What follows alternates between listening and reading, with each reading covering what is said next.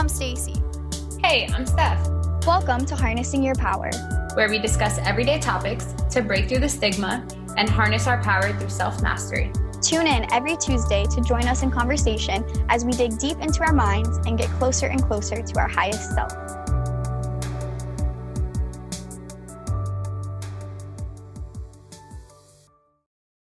I'm very excited to be here today. How are you feeling today? Excuse me. I am very excited to be here today as well. This has been an interesting conversation to prepare for, has definitely brought up a lot of different emotions, and I had a lot of different feelings before coming to this live today, but now that we're here, I'm actually really excited to get into the combo. I agree, me too. Ruby said, can't wait to see the YouTube videos. Thank you, Ruby. Yes, thank you. But how are you feeling today, Steph? I'm feeling good. I actually am very much can work with you.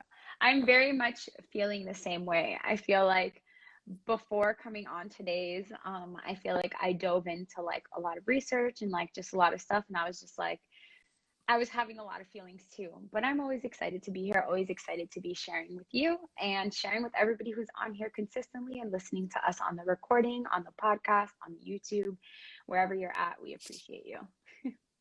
Yes, absolutely.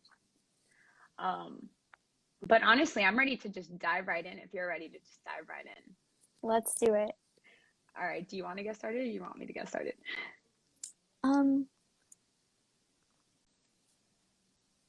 You know what? I'll ask you the question. Okay. So, like I kind of mentioned, preparing for this topic brought up a lot of moments of reflection and a lot of questions that I was asking myself. So to get started, we want to ask one of those questions to all of you live with us. Feel free to write an answer in the chat and we'll read it out loud. And I also want to ask you, Steph, because I genuinely want to hear your thoughts on this. So today we are talking about the power of vulnerability, and it's a loaded topic. There's a lot of different ways to feel about it. I think as soon as you hear the word, there's something you think of. So that's my question for you, Seth. When you first hear the term vulnerability, what are your initial thoughts? And does your feelings go towards more like good feelings or more kind of bad feelings? Okay, so I'm actually really excited to see some of the responses we get on this. So if you guys are listening, please feel free to also send your response. But I feel like when I think of vulnerability, my initial thought is it's a good thing. My initial thought is all positive things. And I think a big part of that has to do with the fact that a good friend of mine introduced me to Brene Brown, and I kind of went down a deep Brene Brown hole of just listening to a lot of vulnerability talks that she's had. But with that being said, I feel like the idea of vulnerability is not something that I like, and it's something that I am aware of. It's something that, while yes, I know vulnerability can be a good thing, and a lot of good things can come from vulnerability, it's not necessarily something I love to do. I don't necessarily love being vulnerable all the time, and I think that that's okay. But the first thing that comes to mind is more not like the first thing that comes to mind is good things, but when we talk about feelings, I think more like scared. What about you? And we don't have anything in the comments yet, but if you guys do want to answer that. Yeah, Go ahead. Hi, thank you for joining us. I know sometimes it's hard to write a lot in the chat, but just in general, when you hear vulnerability, do you think like good or bad? Just one word, good or bad. I can relate to a lot of what you said, Steph, and I love that you brought up Brene Brown, because I know she is someone that is one of your favorite speakers and psychologists, I think. And I actually have a few quotes from her too, because She is the rock star of this topic specifically. But when I first think of vulnerability, it's a lot like what you ended it with. I feel like scared. It feels like something where I'm like, ooh, like I don't want to do that. But at the same time, I do know that it can be very good for me. And I do know that it's a necessary step for growth and different things like that. So it's kind of interesting because I feel like although I know that it's a good thing, my initial first reaction is still like, I don't know. But we have some things in the chat. Amarilla said she cringes a bit at first thought. Exactly. That was literally the I did, because that's my first thought too. It's just kind of like I could be vulnerable, or I could just kind of skirt around it. Katie thinks naked and exposed. Ooh. Someone said bad. When I think of vulnerability, I think of a balance of both. I love that. I love that. Because I think it very much is both. But I think in general, vulnerability gets kind of like a bad rep when it's actually something that can be so, so powerful.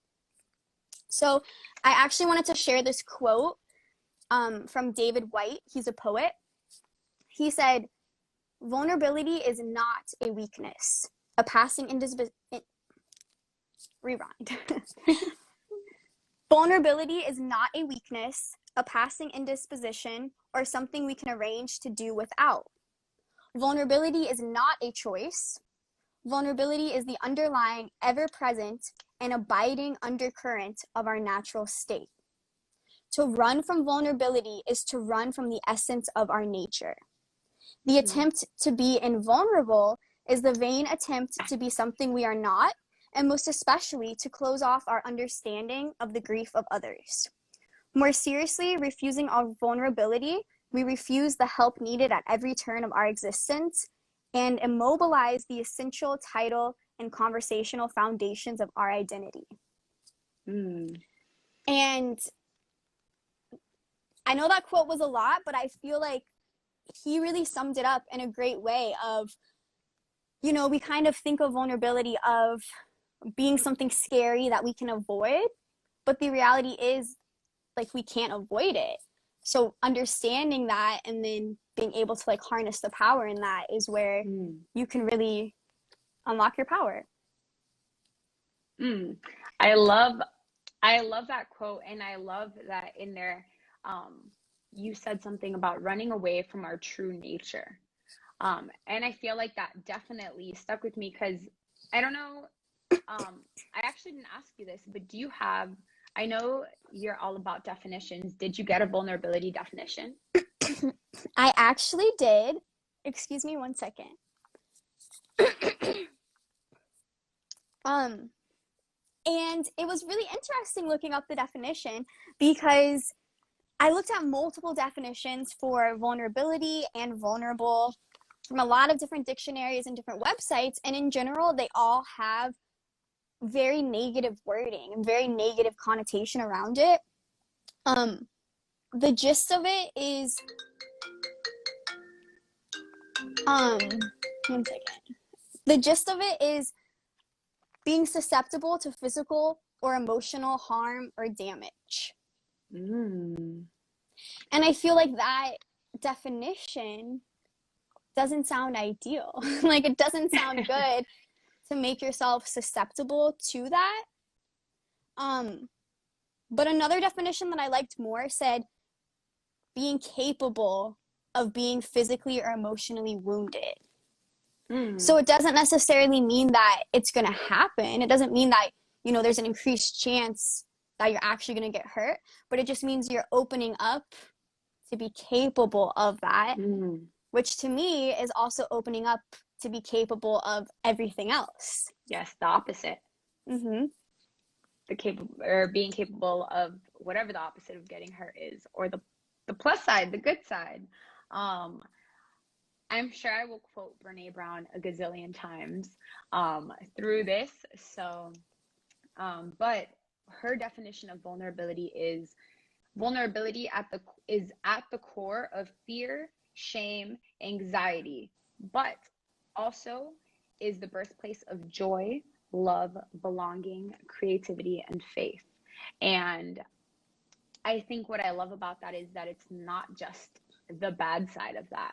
It's not just opening up to being hurt, but it's also exactly what you said. Can you open yourself up to all of the opposite of that?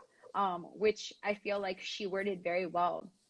Um, Literally joy, love, belonging. And I feel like belonging is a very big one when it comes to vulnerability. Mm-hmm. Um, but really thinking about that, I feel like when we think of vulnerability, everyone in the comments was talking about being naked, being, cringing, bad feelings. Um, but I think a big part of that goes, or like everything that I had read on vulnerability and shame is a word that comes up together all the time. Shame, discomfort, um, and there was a shame, discomfort, and failure were the three words that I saw come up with vulnerability over and over and over again. And what I love about Brene Brown is that she brings courage into it. Um, Mm. and I mean, what are your thoughts on? I know you mentioned like the negatives and the positive. How do you feel about just that?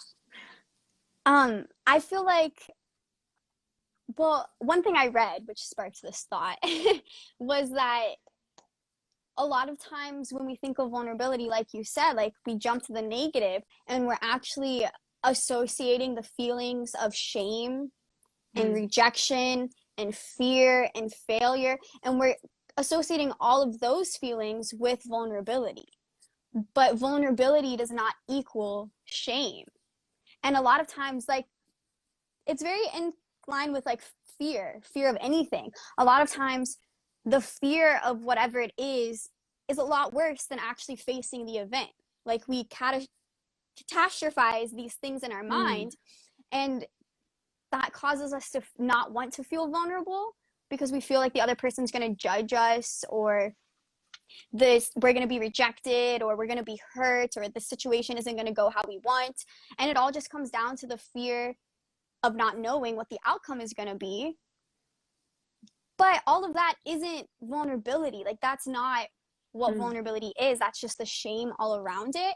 But I really relate to what you said about, you know, having to open yourself up to potentially experience that in order to experience everything else. Um, Something I read said that vulnerability opens you up to a plethora of feelings, mm, good and bad. But only through being vulnerable can you unlock the limitless potential that you have in yourself. mm, And that's what I think where it can be really interesting when you kind of look at the different layers of vulnerability. And I do think that it takes courage to be vulnerable, though. Like, I don't think it's just like, okay, this is super easy.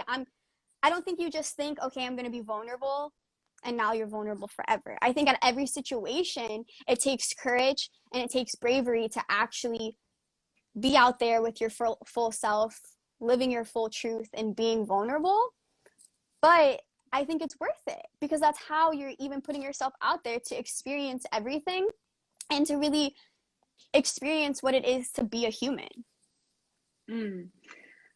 I love that you said that. And the other definition that I have is vulnerability is not winning or losing, it's having the courage to show up when you can't control the outcome.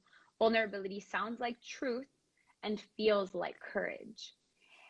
And I Mm. think oftentimes, I don't think before doing any research on this, I would have put courage and vulnerability in the same, like, as this, not necessarily the same word, but in the same area. And I think, I don't know, like thinking back to a time where either you've been vulnerable or see somebody be vulnerable, how much courage had to go into that for you to even open yourself up to that. But also, I think when we talk about like the courage and the shame, I think we attempt to look more normal than we actually are, or more Mm-hmm. together than we actually are, not realizing that we're all on the same boat. We all cringe at vulnerability. We all have things about us that we maybe would rather somebody not know, or certain things that maybe we'd rather not vocalize. But once we have the courage to be able to say the thing or do the thing or whatever it is that we've been vulnerable about, I feel like that's when, oh, sorry, that, I feel like that's when, yes, you've opened yourself up to that negative, but how much more freeing is it no matter what happens next? No matter what, I think my personal definition of vulnerability, and after reading and seeing everything, is really being true to yourself Mm. and being 100% you, and being able to speak your truth even when it sucks, because sometimes it's going to suck. And you said it in the first quote, it's not something we can run away from. Sometimes we just have to get through it. Sometimes we just have to push through it and see what the outcome is, good or bad. Right, absolutely. You just have to face those things head on, because ignoring your fears and your emotions doesn't make them disappear. Mm. The only way to actually grow from it and move past it is to face it head on. I actually saw this little graphic that said vulnerability does not equal shame. Vulnerability equals strength. And that it's kind of a paradox, because a lot of times people think they have to be strong first and then like maybe vulnerable comes after, then they feel safe to open up. But you actually have to like be vulnerable at the beginning, and that in itself is the strength. Mm. And I actually have a quote from Brene Brown. And Ah. she said that you don't want to wonder what life would be like if you had the courage to show up for yourself. Ooh. And that's, I think, one huge part of vulnerability that to me is almost the most important, more so than being vulnerable with other people, but being vulnerable with yourself. So you actually can be acting from a place of your authentic self to even be vulnerable with other people. I actually have a question for you. Do you think you can be vulnerable with other people if you're not vulnerable with yourself? I loved that you asked that, because I was going to ask you a question very similar. So I feel like yes, yes, and no.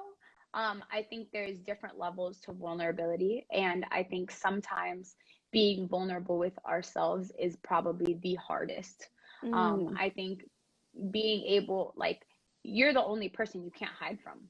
Mm. You're the only person that you know exactly what you do, you know exactly what you think, you know exactly what you didn't do that you said you were going to do, and vice versa.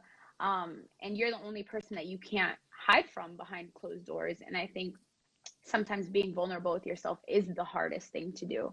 And I think we can be vulnerable, like, let's say, maybe at a job, admitting that we were wrong, or maybe asking for help, or maybe in a relationship expressing some feelings. But are you being vulnerable with yourself enough to know where you lie in the problem when we're talking about, having that conversation maybe with a partner?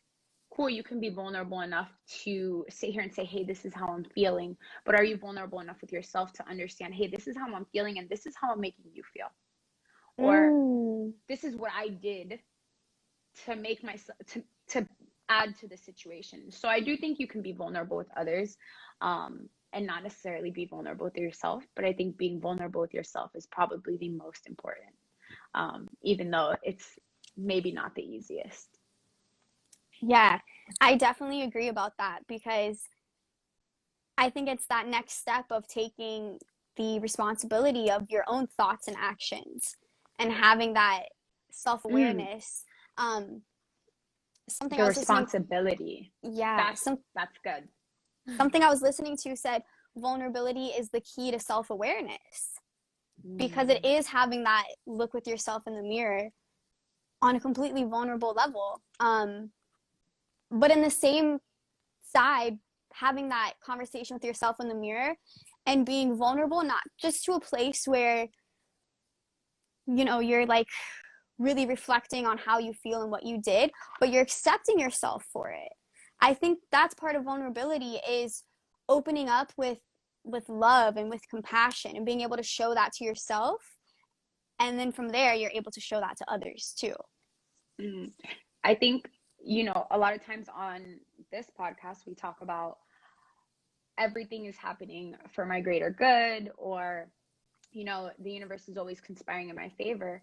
And I think so many times where, like, even when we talk about the negative behind vulnerability, like when you're sitting here and knowing that everything's happening in your favor anyways, can it be the same with vulnerability? Can it be the same with, okay, I'm releasing this truth, or I'm accepting this truth, or whatever the case may be, and whatever comes from that, it's your honest true self. And I feel like that's where the self-awareness comes in and all of that, but again, not easy. Yeah, definitely, definitely. But so worth it. Another So quote, worth it. another quote from Brene Brown. She said, "If we keep hiding from ourselves, we'll never become the person we dream of becoming." And the only way to not hide from yourself is to be vulnerable with yourself. And that, like, deepens your connection to yourself, which then allows you to be your authentic self when you're out there with other people and be vulnerable with other people, which is what we all want, which is, I think, is an interesting thing, because it's like a known thing that in our human nature innately is to have connection with other humans and to be understood and seen by other humans. Like, we all have a desire to be seen by other people, even if we're really introverted or we don't think that we have that desire. It's just part of our, like, animal instinct. So you can't deny it. And the only way to really be understood by other people is to be acting as your, from, I keep saying acting, but you know what I mean, like coming from a place as your authentic self. And you can only reach that by being vulnerable with yourself and with that other person. It's like a whole domino effect. Yes. And sometimes something that I loved learning about, reading about, and kind of just really looking at it within myself and like other people as well.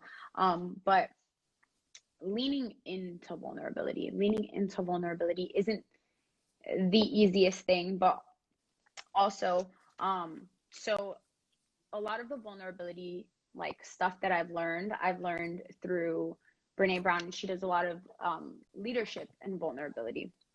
And there's so much of all of this that I love, but she talks about armored leadership versus daring leadership. Armored leadership coming from a place of being a knower and being right, and daring leadership being a learner and getting it right. And I feel like oftentimes, and this doesn't necessarily have to be in the leadership world only, but I've definitely seen it in there. We think that if we don't know the stuff, or, if you are not 100% right, then you don't know anything, or you don't bring enough value, or you're not that great leader that you are aiming to be. But she talks about daring leadership, normalizing that, normalizing the vulnerability, and being a learner, getting it right, asking the right questions. And she said, leaders don't know everything, and they don't expect to have all the answers. Leaders ask very beautiful questions. And I thought that was beautiful, because how often do you feel like you don't know something, or like it's happened to me? Let me know if this has happened to you, but maybe you feel like you don't know something, you don't necessarily want to ask, and you don't want to ask for help, you don't want to ask the question, because you're gonna feel, maybe you'll feel like, oh, I don't feel smart, or I feel kind of dumb for having to ask this stupid question. But as soon as you ask it, somebody's like, oh, that's a great question, oh yeah, let me help you. And all of a sudden it's a positive thing, even though it felt so crappy in the first place. But when we talk about daring leadership versus armored leadership, one of the biggest things that she had on there was tapping out of hard conversations versus skilling up for hard conversations. Can we get our skills up to really know how to handle these hard conversations and maybe have different reactions. Maybe we don't now, maybe now we no longer cringe at the feeling of vulnerability or tough conversations and maybe being the vulnerable one to say something, but skilling up and having different skills that make us empathetic, sympathetic, little things like that, and being able to have those conversations. But there was a survey that they had conducted, and the number one behavior that makes leaders trust a person more is asking for help, is the actual act of vulnerability, is somebody sitting here and saying, hey, I actually do need help, or hey, I actually don't understand this. And I thought that was so interesting. um, do you feel like anytime somebody has been vulnerable with you, do you feel like you come from a place of, oh, like, I'm looking for the right way to ask this question. Do you feel like when somebody's vulnerable with you, you automatically trust them a little bit more, almost giving you an open door to have that vulnerable moment as well? Or do you still shy away from that? Oh, good question. I think when other people have been vulnerable with me, it definitely opens that door. It creates that first level of like trust. I feel like when someone shares something about themselves or maybe asks a question that puts them in a vulnerable stance, it does create that level of trust where now it's like, okay, well, they've been vulnerable with me, so I can be vulnerable too. But I think it's important not to wait for someone else to be vulnerable first before you're vulnerable. Something I read said that if you're waiting on someone else to make you feel safe before you open up, you'll be waiting forever.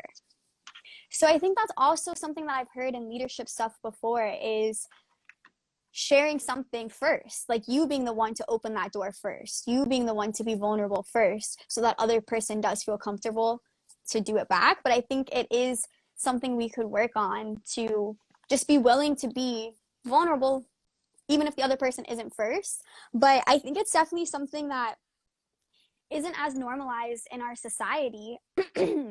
For whatever reason, I think a lot of people, grow up in different situations, but still with a common theme to not really put all their cards on the table or not really be all the way out there with their emotions and not ask for help. I think that's something that a lot of different people experience, like I said, in a lot of different like life situations. And I wonder where it all comes from. Like, I feel like it is very humanizing to know and understand that everyone experiences all of these things, and like to normalize being vulnerable and being the person to ask that question that, like, I just wonder if it goes back to also going through like a school system where, you have some teachers who are very open to questions, and you have other teachers who are like, you should have learned that 2 chapters ago. So does that like start the conditioning of us not wanting to ask for help? I feel like all of it does. Even the way you take tests is just like right or wrong, here's your grade. But like, you know what I mean? Like, if there was like more of a way that in society it was just so much normal to ask for help and ask questions, then I think it would be a lot less scary to be vulnerable. But in our society, it's not like that. So for us to be the one to like go out there and do that really does take courage. But even still, this actually reminds me of something you said on our last episode. We were talking about the inner child. Something that you had mentioned that really stuck with me actually was, we talk about, all these effects that we've had on the inner child, all these things that we've gotten from our parents. And you mentioned, even if you had the perfect parent that listened and, took care of your emotions, there's always going to be something of that inner child trauma. And I feel like I think it was specifically that you had said, sometimes parents they just don't, kids ask the same question over and over and over and over again. At what point, does it stop being like, okay, it's time to quiet down? So yeah, I agree. I feel like from a very young age, we're always told, just, let it go. Right. Like Or I suck don't it know the up. answer, or Right. yeah, like it is what it is type of, Mm. it is what it is. So yeah, I just, it brought me back to that episode, and I had to just point that out because I feel like it goes very hand in hand. But It also, does. and this is just a side, like a quick little side note, we talked about, um, hold on. We talked about all these things with vulnerability, and we talk a lot about like shame and, like sadness of vulnerability, but also realizing that vulnerability can come from a place of anger and rage and hysteria. Um, and how do you manage that? How do we navigate those emotions to make them good emotions? And do you think that angry vulnerability can still lead to a good outcome?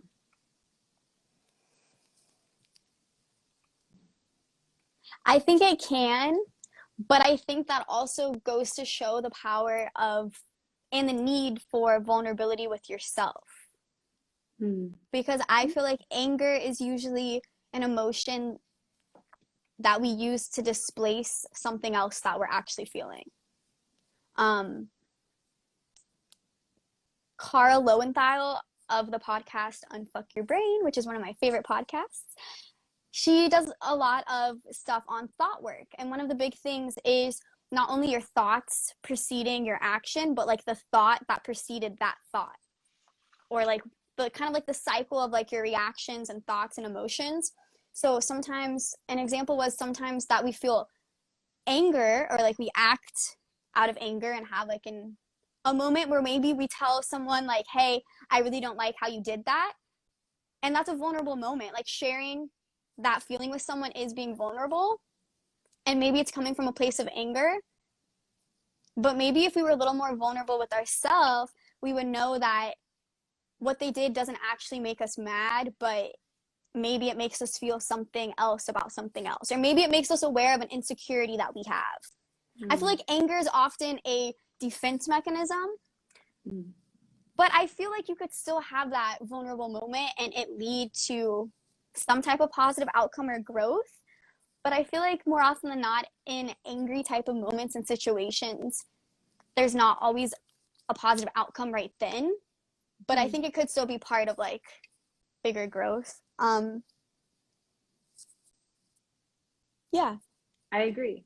I agree. I'm actually glad I asked the question, but I definitely agree with you. And yeah, I think it goes right back to, I feel like everything can have that positive outcome, but yeah. Sorry, that was just, I saw it on my notes and I had to put it out there. I knew you'd have a really good answer for that, so thank you. Thank you for asking. So I know we've gone, did, sorry, were you going to say something next? Um, no, no, Okay. go ahead. Okay. I feel like there's so much that I want to say and so little time. So I'm sorry I'm a little scattered, but I think also, okay, when we talk about, I had asked you that question about having somebody open up to you, and you said it's important to, not let somebody always be the first. Um, but also something that I really like about that is you mentioned about it's very humanizing to know that we're all feeling these things. Like we've all gone the same way. And I feel like that is a big thing. Something I was listening to said a lot of the times the good that comes from vulnerability can be increased connection, respect, humanizing us, and can be the bedrock of friendship. Mm. And I thought that that was like a really big thing. A story that I had heard was, which might be a Brene Brown story actually, um, was her daughter coming home, and she was talking about something that happened to her and she didn't necessarily want to tell her friends. And she was like, how do I do this? And she said, well, trust is like a marble jar. And she was in school, they were putting marbles in the jar for every time they did something good. And she was like, trust is like a marble jar. You put a marble jar every time somebody does something that increases that trust. So, if they do something and now you see that you can count on them, or they look out for you, and every time they do something good for you, you put a marble in that marble jar. And then trust is really looking at that marble jar and be like, hey, can I count on you to be vulnerable with you? Really having that space to really, okay, did I already build that trust? But I feel like once we have that, yes, okay, I trust you. Yes, okay, I can be vulnerable with you. I feel like what comes next is so big for any kind of relationship, a friendship, a teacher student relationship, mentor mentee relationship, friendship, all around. I feel like it just gets bigger, and it gives an open door for so much. I definitely agree. Do you think having like some phases of vulnerability in any type of relationship is necessary for that relationship to be long term and to be like a good, deep relationship? I think yes, yes, yes. I don't think you could have um, a deep relationship without the vulnerability, because, and I mean, that goes back to the question that you asked about being vulnerable with yourself. What does the relationship with yourself look like? But also having that vulnerability with somebody. I think there's been plenty of times where, and we mentioned that we might mention this on the podcast, but there's been times where we maybe haven't felt our best. Oh, I can hear you. you can hear me? Okay. Yeah, and you can hear me. Yeah, I can hear you. Okay. Okay. Hopefully everyone Um, else can hear us. if you guys can't hear us, please let us know. Um, but there's been plenty of times where we've maybe been like, hey, I'm not feeling my best self today, or hey, I'm not really feeling like recording tonight. And being able to have those conversations, I feel like not only can deepen a relationship, because I feel like clearly since starting this podcast, we've gotten a lot closer and just gained that deeper relationship. But not only that, but give you that feeling of relief, of, okay, I'm human and you're human, and we feel these things, and all of a sudden I feel better, and now I do feel like going live, and now I'm super excited to be live, and just having that sense of relief. And I feel like when you asked me earlier, vulnerability, what's the first thing I think of? I do think of like that cringy feeling, but I also think of the relief after, Yes, no matter what comes next. I think that's so beautiful, and that is part of like that humanizing and relating like that, because it helps you to be able to one, understand that people feel the same thing. Like we all go through similar types of emotions and feelings, and being able to share that with someone, like, and just having them see you in that moment and kind of like validate what you're feeling and what you're Mm. experiencing, like relieves it. And I don't think it's necessarily putting those emotions on someone else. I think sometimes people can definitely overshare and displace their emotions and expect people to like take some burden on. But I don't think it has to be that. I think you can be vulnerable and you can share. And just that act of sharing and being seen lets you just let it go, like up to no one. Now no one's holding on to it. You just let it go. And I think that's Mm. really beautiful. Um, Ooh. Go ahead. It was just this, okay, so on I like that you said like nobody's holding on to it. You just let it go. And I have here written, good vulnerability doesn't expect another person to fix our issue. It's sharing a tricky part of ourselves with hope that they will be emboldened to feel more at ease with their own less dignified selves. mm, I love that, because that has the perspective that not only am I being vulnerable to help myself in this moment, and not only for you to be vulnerable back right now, but for you to know that it's okay to even be vulnerable. And that's what I think is Mm. amazing about it, is really normalizing being vulnerable. And the more that you show yourself being vulnerable, just makes other people like be like, okay, I could do it too. That being said, Steph, you have any like main experience that sticks out to you or something that you think of a time that you were vulnerable and what was the outcome like? So I actually thought about this so much. Um, and I feel like there's so many times that I can think of, like thinking to the first time that there's, I'll give like a couple of just small examples. But thinking about the first time that I was asked to speak in front of a crowd or on stage, I feel like that was a lot of vulnerability, like putting my story out there, putting myself out there, and never thinking that I'd be the person to talk on stage, and then being on stage and talking in front of so many people. That was such a big thing. But getting off that stage and having people come to you and say, "Hey, thank you for sharing this. Hey, you impacted me in this way," because that's the relief that I think of. I was actually having a brief conversation with Ruby before this. Um, and I asked her, I was like, "Hey, can you think about a time where I had been vulnerable with you and it had a good outcome?" And at first, like, there's so many things I could think of, in a relationship. I feel like vulnerability is really important. But the first thing she said was, in the beginning of our relationship, I'm sure I've mentioned on here before that my dad's an addict. And at the time when I had first met Ruby, things weren't necessarily going their best. Um, and she said, "You remember when, you let me around and you still let me meet your dad and you still like, kept me informed on all that was happening." And I literally looked at her and said, "Okay, but what good came from that?" And she was like, "Sometimes it's not just what happens for you. It just made me want to love you more." And I think sometimes we don't realize the little positive outcomes that come from other places. How you said Right. sometimes it's not being vulnerable for yourself in that moment. Sometimes it's being vulnerable for that other person in that moment.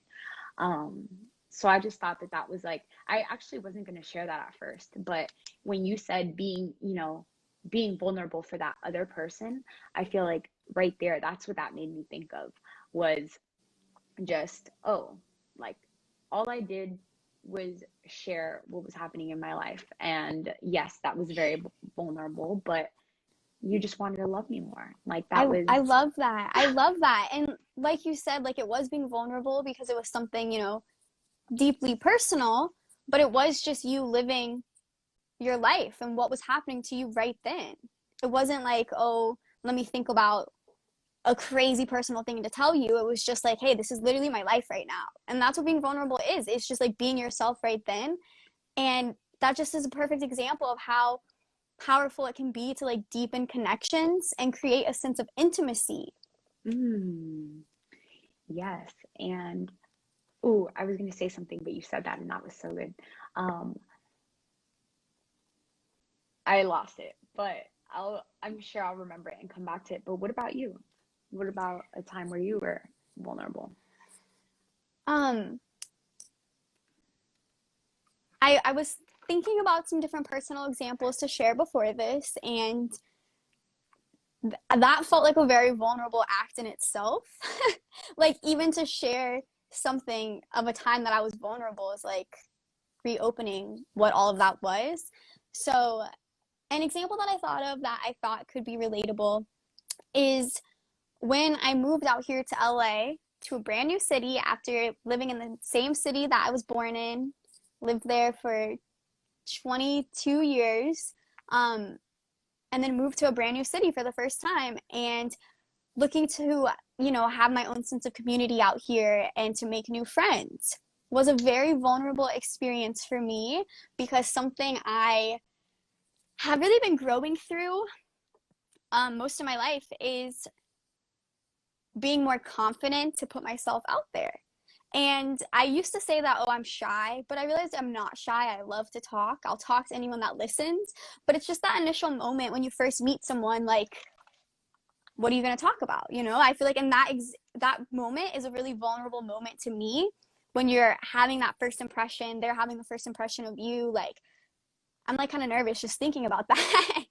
So it was a very vulnerable experience for me to put myself out there and go to different places and talk to random people in public, and like, because like also, how do you make friends when you're an adult? Like, you're not in school, you don't have something that connects you to people directly. So at the gym I would talk to people, and like just different places. And the first few months, a lot of the first people that I met, and even some people I like hung out with, kind of rejected me. And maybe I kind of rejected them too, but in a way, like, we just didn't vibe. It's not like anyone was directly mean to me, but you know, like, we didn't vibe. So that felt like a moment of being vulnerable and then being rejected and like failing. And that was actually a really hard thing to get over. And it made me kind of withdraw into myself for a few months and not even talk to new people, because I was so scared of putting myself in that vulnerable state again. But then I was so lonely, and I was like, well, the only way to make friends is going to be to put myself in that vulnerable state again. And maybe people will reject me, or, you know, we won't vibe and like we won't become friends, or maybe we'll become friends. But the only way that we're going to become friends is if I do that.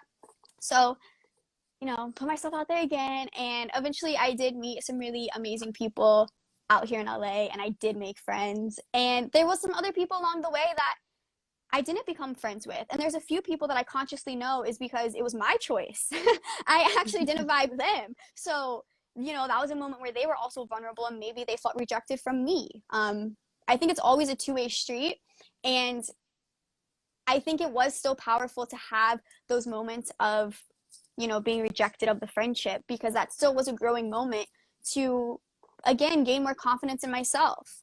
Maybe they weren't my friend because I acted super weird because I was super nervous, you know? Like, I think it all is a growing thing. And just putting yourself out there again and getting back into that state, you know, eventually confronting those feelings head on is how you'll be able to grow past them. And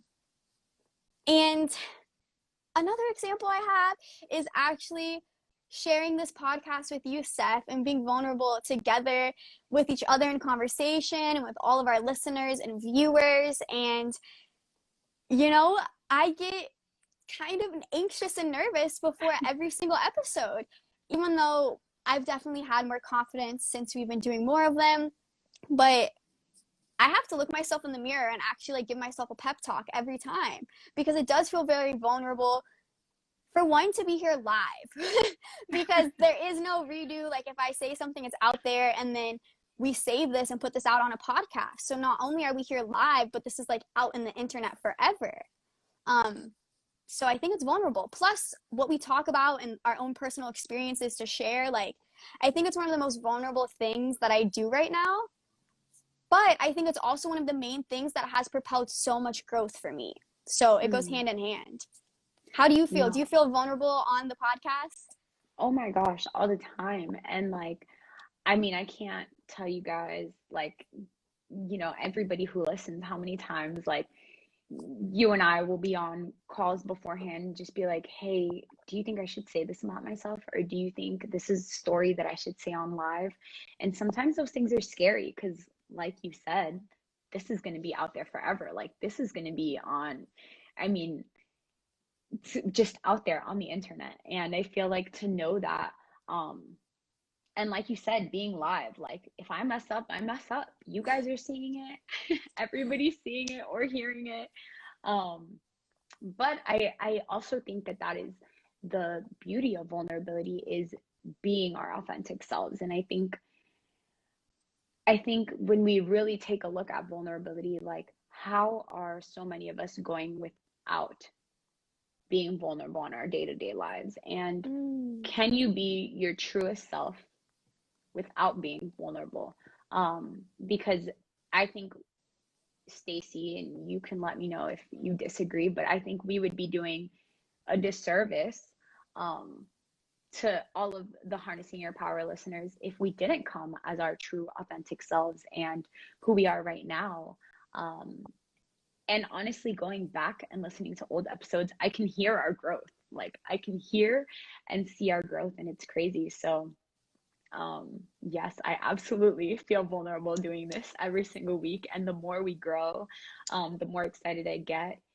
Stacy was talking about the upgrades that we're making and having the mic up and having everything set up. I was just like, ooh, I'm nervous, even though we've been doing this for weeks, and months. We've been doing this for months, and it still feels so nerve-wracking, but it's so rewarding at the same exact time.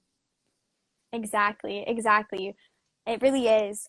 Um, and one other time that I actually shared something very vulnerable about myself that I have experienced is in one of our past episodes. But because it was such a vulnerable moment, we actually decided not to put it out as a podcast. But it is a bonus episode that you can find on our YouTube. So you can look us up on YouTube at the Harnessing Your Power podcast. And it is titled Bonus Q&A. It's actually a shorter episode too, and it gets pretty vulnerable. So go give it a listen. I think part of us becoming more comfortable being vulnerable is seeing other people be vulnerable. So just wanted to plug that. And I did want to end it with kind of like some tangible takeaways.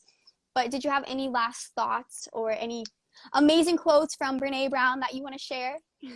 Um, no, but when we talked about, well, no to the quotes, but when we talked about just last thoughts, we've been talking about, being our truest selves, and I feel like anybody who listens to us and is on here is probably searching to be their truest self and their highest self.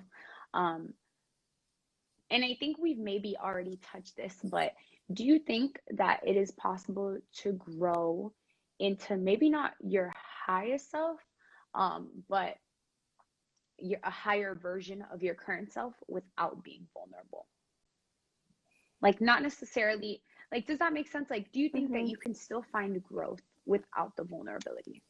I don't think so, because I think that goes back to some of the beginning points we had, that rejecting being vulnerable is rejecting the chance to experience any emotion and Mm, any feeling. I don't think that you can even feel true happiness and satisfaction and all of that without being vulnerable.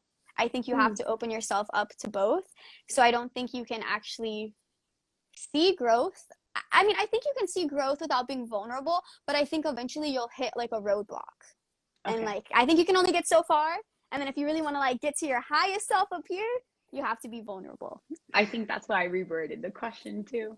Um, but somebody did ask in the chat to repeat the name of the YouTube. The name of the YouTube is the Harnessing Your Power podcast. I hope you got it. Yes, thank you for asking. Um, so to end it with some tangibles, that if you are looking to be more vulnerable in your life, because honestly, that's a goal that I have now. And even saying it out loud kind of sounds like a weird goal, because there's so much of that like negative connotation we have to break around it. So if you're looking to be more vulnerable in your life, or if you want to just acknowledge and be aware of where you already are vulnerable, from this blog called Well and Good, they give a few ways to strengthen your vulnerability. The first thing is to define vulnerability for yourself. Ask yourself, what would it look like for me to become more vulnerable? Where you might be more vulnerable in your life, what different changes you might see, what positive outcome is going to come from that. Get to know yourself, talk to yourself in the mirror, and practice facing yourself with compassion and love. So facing yourself in the mirror and being vulnerable, but with compassion and love, because that allows you to not only have more compassion and love with other people, but the more you have compassion and love with yourself, the more other people will have compassion and love with you too. So it's kind of like a full on every side of it. The next thing is get familiar with feeling vulnerable, and get familiar with what it feels like in your body. Mm, So for me, vulnerability kind of gives me those like physical feelings of nervousness. If I'm being honest, my hands get sweaty. Incredibly, they're like sweating right now. Every single time after the live, I go out of the room and I go to see my boyfriend and I'll go to like give him a hug or something and he's like, your hands are so sweaty, and I'm like, I know, I can't help it because I feel so vulnerable. You know, maybe your heart beats a little faster, butterflies in your tummy, like what does it physically feel like, and get aware of that and get comfortable with that. Instead of when you feel your heart start to be faster, instead of letting that lead to more anxiety and fear, just acknowledge it and get comfortable with it. The next thing is to push yourself outside of your comfort zone, do something new or change a current behavior, share your truth, and take responsibility of your thoughts.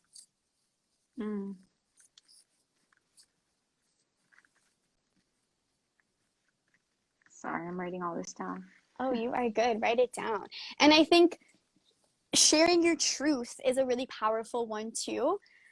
I think sometimes it's hard for us to share a truth if it's something that goes against maybe like what everyone else thinks or maybe what we're even supposed to think. But the more that we just start to express that, the easier it gets. And one example I actually wanted to bring up earlier about asking questions or about sharing your truth and being okay not to know something, a great example of this that we've all experienced, and a very simple one that, you know, your emotions can kind of take out of it, is with music.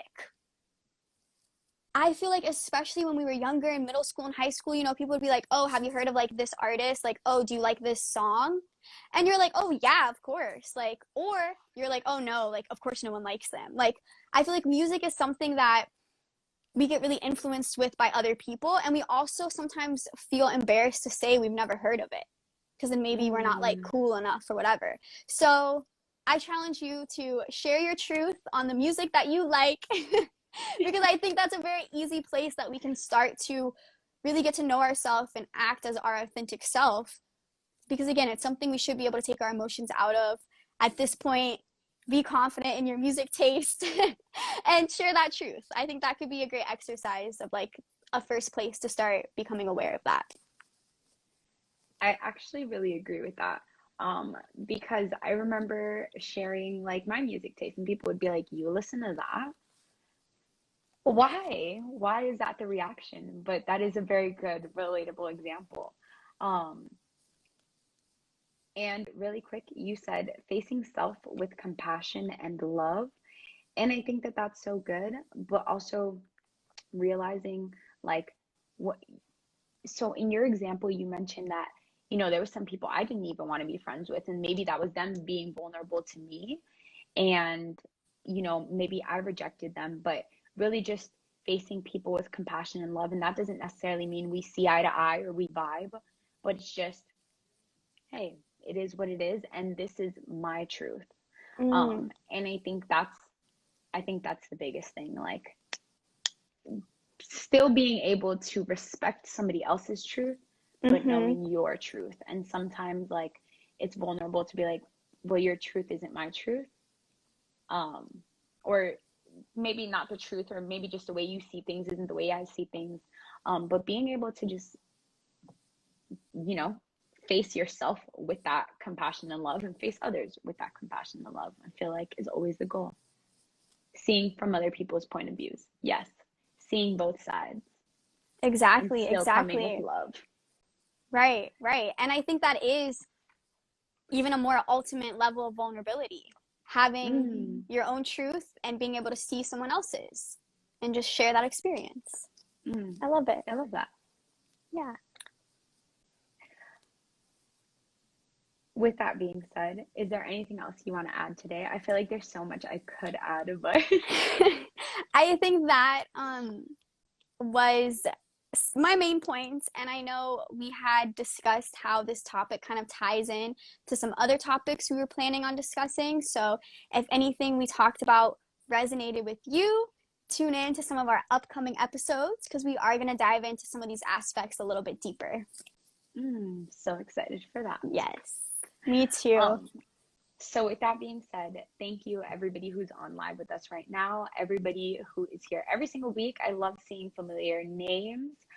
Thank you for anybody who's listening to the recording or watching us on YouTube. We truly do appreciate your support. Without you guys, we wouldn't be here. And thank you, Stacy, for being on here with me every single week. we always talk about how much of a growth journey this is. And I am so grateful for you. I'm so grateful for harnessing your power and everybody who's on this journey with us. Yes, thank you so much. So much gratitude for you, Steph, and for all of you here with us.